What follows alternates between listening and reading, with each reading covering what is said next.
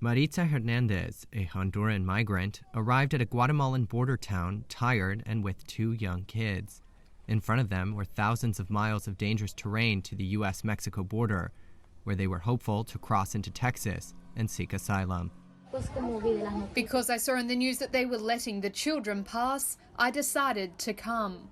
Hunger, poverty, and natural disasters are spurring their flight, but also disinformation. Myths on social media and through word of mouth have spread that U.S. border policy has changed drastically and is now wide open.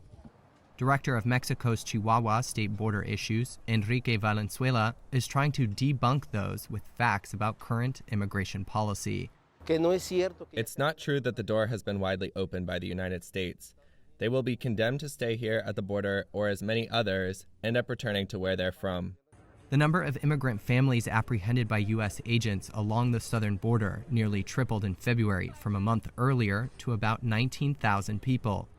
Although more than half of families with children last month were allowed into the U.S. under President Joe Biden, most are turned away.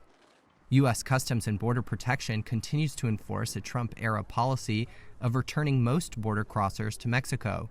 In February alone, over 70% of such migrants were rapidly deported, according to U.S. official border data. And weeks ago, Biden told ABC News a message to migrants: don't come over.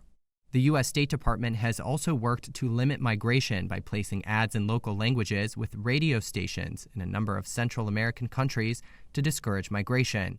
Despite that, the smuggler trade has boomed in the hamlet of La Tecnica in Guatemala, where canoes whisk hundreds of U.S.-bound migrants across the Usumacinta River to an unguarded border with Mexico.